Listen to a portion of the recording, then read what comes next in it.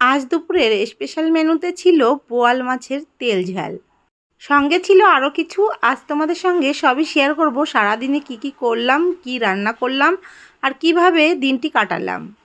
সকাল সকাল কাজবাজ সেরে তারপরে চলে এসেছি রান্নাঘরে। দুদিন ধরে অন্বেষা বলছে রুটি দিয়ে আলু ভাজা খাবে, আর সেটাই আজকে রান্না করব সকালবেলায়।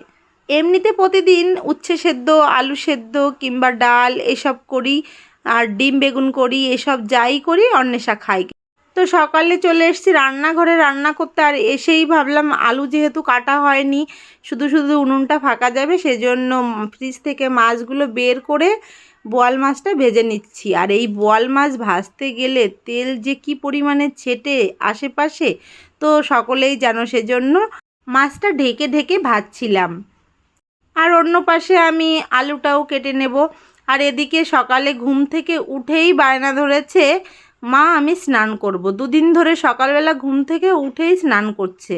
আগের দিন অদ্রিতার মেজ দিদি ওকে একটা জামা গিফট করেছে, সেজন্য সেই জামাটা পরার জন্যই ঘুম থেকে উঠেই স্নান করবে বায়না ধরেছে। বড় দিদি থাকা খুব সুবিধা, দিদিদের জামাগুলো পরা যায়। আর জামাটা পেয়ে এত খুশি হয়েছে, পরেই যাচ্ছে। আজকে সারাদিন কিন্তু ওই জামাটাই পরেছিল। আলুটা একটু পেঁয়াজ আর লঙ্কা দিয়ে ভেজেছি। আর এদিকে অন্বেষাকে পড়াতে চলে এসেছিলো, ওর পড়া কমপ্লিট হয়ে গেছে, এখন খেতে বসেছে। দেখো, দুজন এক জায়গায় হলে ঝগড়া লাগতেই থাকে। আবার যখন আমি বকবো, মিশতে বারণ করব, তখন আবার দুই বোন এক হয়ে যাবে।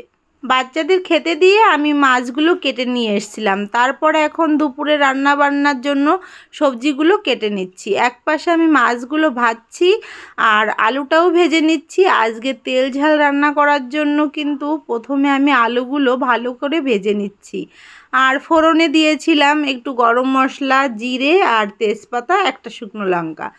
তারপর পেঁয়াজগুলো ভেজে নিয়েছিলাম। আর এক পাশে আমি মশলাটাও করে নিচ্ছিলাম।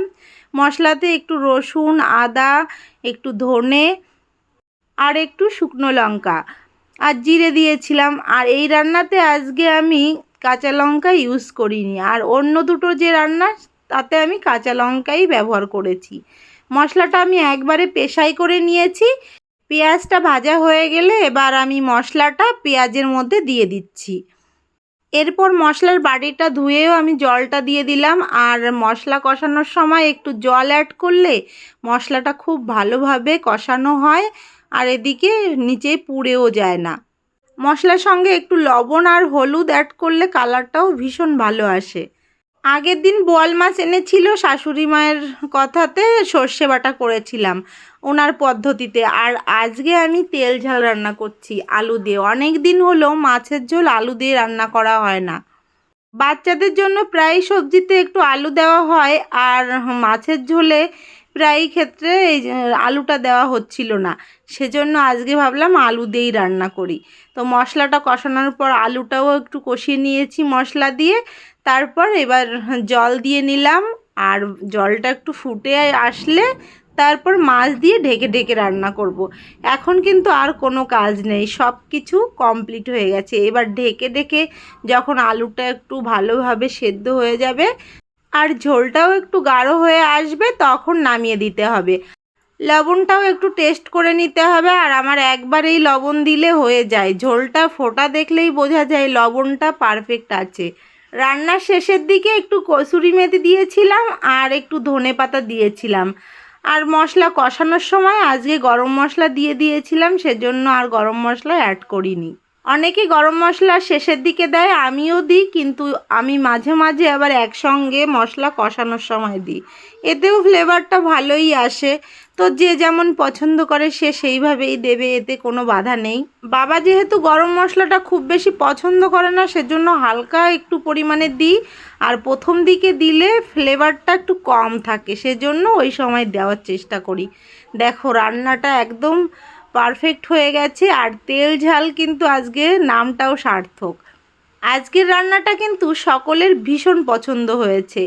আর যারা যারা মশলা খেতে পছন্দ করে না তাদের জন্য এই যে সিম্পল রান্নাগুলো আছে, এই রান্নাগুলো আমি একদম হালকা করে রান্না করার চেষ্টা করি। আর বাড়িতে যদি 2-3 প্রকারের সবজি হয় সেখানে 1 পদের হালকা রান্নার চেষ্টা করি, আর একটা হয়তো একটু মশলা দিয়ে রান্না করার চেষ্টা করি, কারণ সবাই সব রকম রান্না পছন্দ করে না। আমি একদিকে রান্না করছিলাম, আজকে যেহেতু বাচ্চাদের স্কুল ছিল না সেজন্য বাচ্চারা খেলাধুলা শেষে একটু ছবি আঁকছিল, আর ছবি এঁকে আমাকে দেখাতে এসছে কার কোনটা ভালো হয়েছে আর আমাকে প্রাইজ দিতে হবে, সেজন্য আমাকে দেখাতে এসছে। আর আমি বলেছি ওদের সারপ্রাইজ দেব, তো সেজন্য রান্নার মাঝে ওদের একটু অ্যাপ্রিসিয়েট করে নিলাম। এই তো এদের নিয়েই আমার এইভাবেই দিনগুলো কেটে যায়। আর সব কাজবাজ কমপ্লিট করে আমার বাচ্চারা এখন একটু টিভি দেখছে। এরই মধ্যে আমার কাজগুলোও কমপ্লিট হয়ে গেছে, আর থালা বাসন ধোয়া, ঘরবাড়ি পরিষ্কার করা সব কিছুই করে নিয়েছি। আর দেখো এই যে থানকুনি পাতার যে গাছটা আমি রেখে দিয়েছি টবে, ভাবছি লাগিয়ে দেব।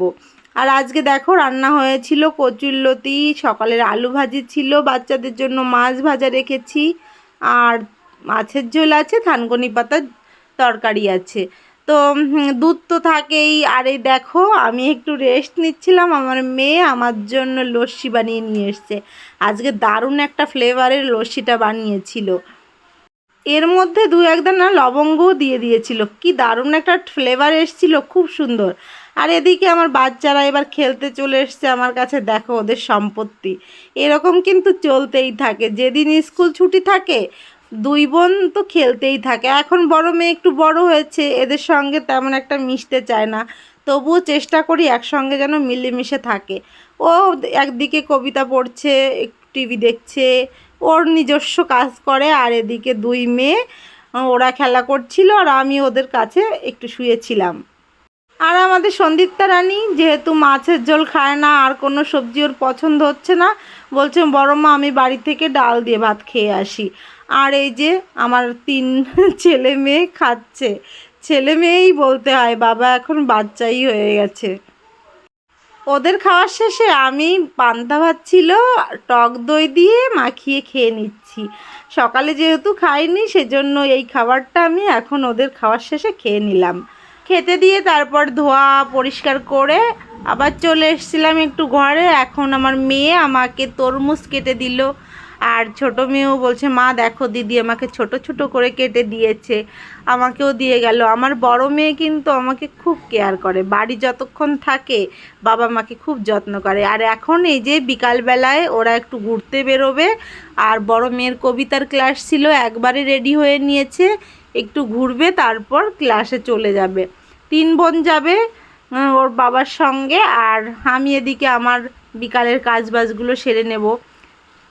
ওদের বাবা সময় পেলে বিকালবেলাটা চেষ্টা করে ওদের নিয়ে একটু বেরোতে, খেলতে বেরিয়ে পড়ে, ওদের নিয়ে একটু ঘুরতে বেরিয়ে পড়ে। তারপর সন্ধ্যাবেলায় চলে এসছে অন্বেষাকে ক্লাসে দিয়ে, আমি একটু চা বানিয়ে দিয়েছিলাম, আর মেয়ে একটু দুধ মুড়ি খাচ্ছে, প্রায় দিন একটু দুধ মুড়ি খায়। আর তারপরে পড়াতে বসে গেছি। এদিকে অন্বেষা আসার আগে একে পড়ানো কমপ্লিট করতে হবে, না হলে দুষ্টুমি পাকামি আর এদিকে ঝগড়া 2 বোনে যা শুরু করে আমার মাথা যায় খারাপ হয়ে, সেজন্য ভাবি ও আসার আগে পড়া কমপ্লিট করে দেব। আমার মেয়ে আমাকে কবিতা পড়াচ্ছিল, আর কবিতার লাইন ধরে ধরে বোঝাচ্ছিল, আর আমাকে শেখাচ্ছে মা দেখো ব্যায়াম এইভাবে করতে হয়, আমি নাকি কিছুই পারি না। আর তারপরে রাত্রে ওই যে অন্বেষাকে নিয়ে এসছে কবিতার ক্লাস থেকে, এখন বাবা মেয়ে দুজনে খাচ্ছে। আজকে বৃষ্টি হচ্ছিল সেজন্য ভাবলাম সকাল সকাল সবাই মিলে খাওয়া দাওয়া করে নিই। তো আজকের ভিডিওটা কেমন লাগলো অবশ্যই কিন্তু কমেন্ট করে সবাই জানিও। আবার দেখা হবে নতুন আরেকটি ভিডিওতে, ততক্ষণ পর্যন্ত তোমরা সুস্থ থেকো, ভালো থেকো, সাবধানে থেকো।